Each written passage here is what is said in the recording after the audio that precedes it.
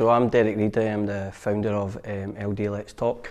The meetings are hosted in the Burgadale complex and they're fortnightly, 7 o'clock to probably about 8:30 is the kind of times we look to run them at. We started with a suicide in the community. One of the girls who actually fundraises for us now, Darcy McBride, I'm sure she won't mind me mentioning her. Obviously her mum completed suicide. And that's where it kind of started for me, because I grew up in that household and grew up with that family. And obviously previous to that there was lots more in the community. And for me it was just like, if somebody doesn't start this and maybe try and help some people out, then how many more are we going to actually have? So that was the kind of main drive and the main force for it. Like I said, there was a lot more, and a lot of people who I knew in Castlemilk at the time had obviously completed suicide as well, so that's why that was the main reason for it starting. So we set up in a circle, because we call it the circle of trust. It's where we're in a circle and we're run about each other. I've kind of set myself out away for the circle and everybody's kind of run, and you just move around the circle. Some people want to talk, some people don't want to talk, which is totally fine.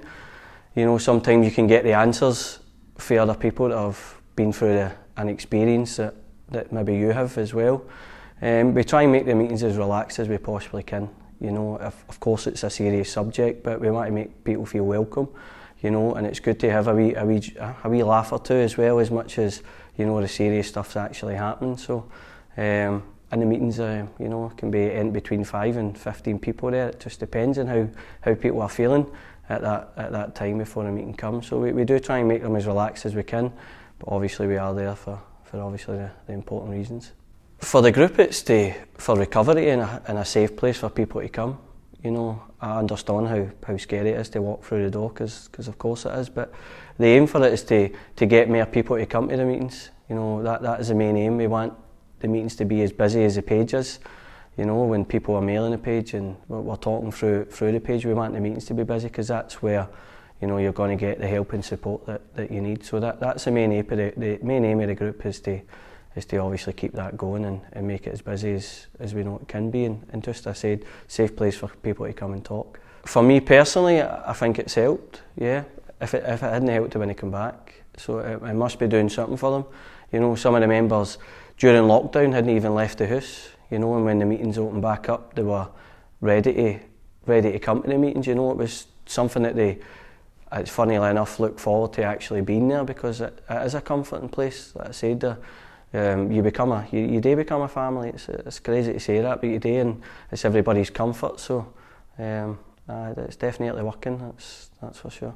Nah, we're nowhere near it. Absolutely nowhere near it. There's a stigma even when it comes up. Even the topic is enough to put people off. If you mention it today with suicide awareness or mental health, lots of people, and they still clamp up at the thought of the conversation. So no, I don't think we're anywhere near ending the stigma, and it's what we're obviously trying to achieve.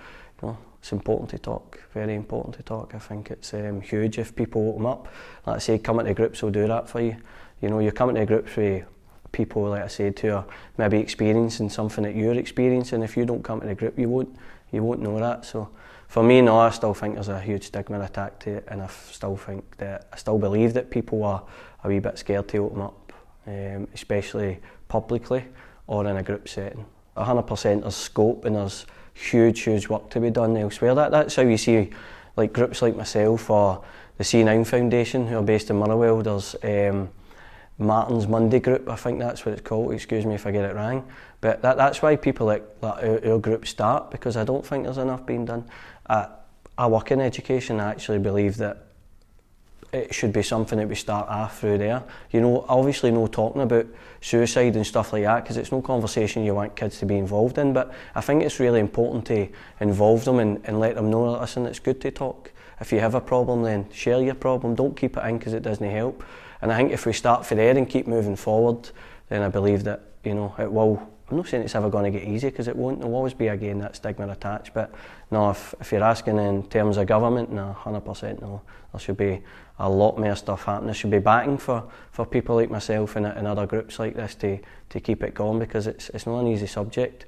and it's certainly no easy, you know, to sit in a room with people that are feeling that way. There should be a lot more work in the background. Yeah, I think like I always say to people, you know, you always have something it won't take away your problems, but what it'll do is it'll help you, you know, stop thinking about them. So football's one, you know, getting the kids here, adults, whatever, you know, you need that release in your life, where it's listening to music, going on a jog, going on a walk, you'll have all that kind of stuff.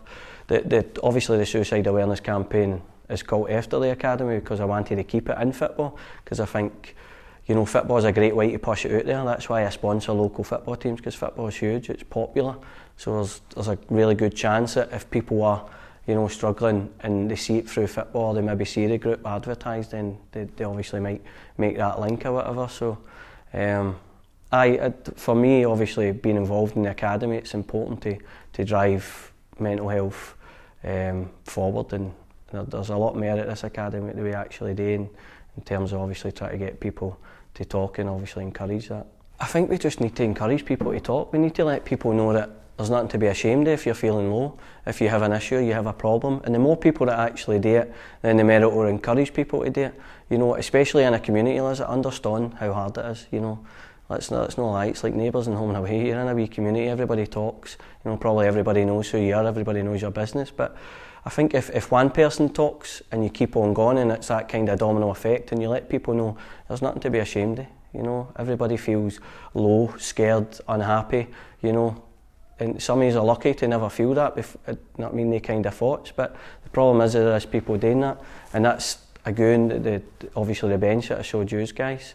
You know, that's what we're trying to achieve. We're trying to let people know that, you know, talking's a great thing. It's actually going to help you, and if you talk, then it'll hopefully encourage somebody else to talk, and it's a domino effect, like I said. I think that's the most important thing. I think that's what we need to try and achieve. We need to try and get people to talk, encourage them to come to the groups, don't be scared.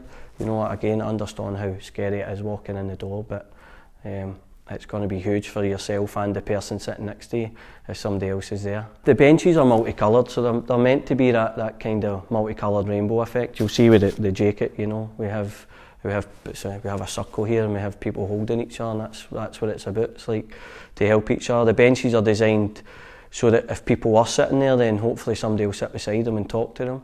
You know, the school benches are different. The adult benches will have all the contacts in terms of suicide awareness.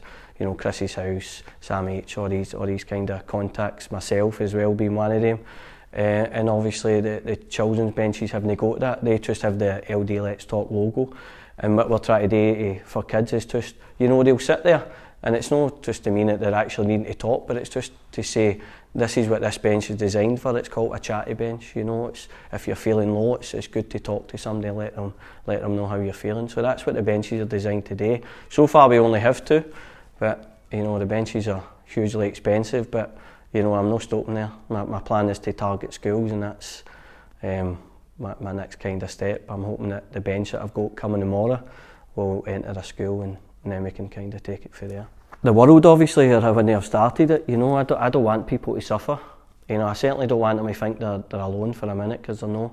You know, I know by the group that that it works, and I understand the trust issue, and I understand how hard it is. But for me, you know, I want people to know that for me, I've never suffered mental health. I'm doing this off my own back, and I don't want a tap on the shoulder for it. I just want people to know that there's somewhere to go, there's somewhere to talk to, and you know, and I'm not going to save them. They're going to save themselves, and the other people in the group, they'll be the ones that will help them through it. I just need to get them there.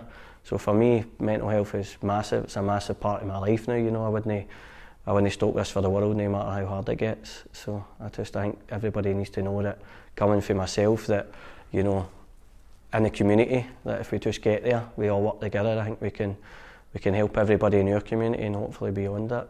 Contact the page.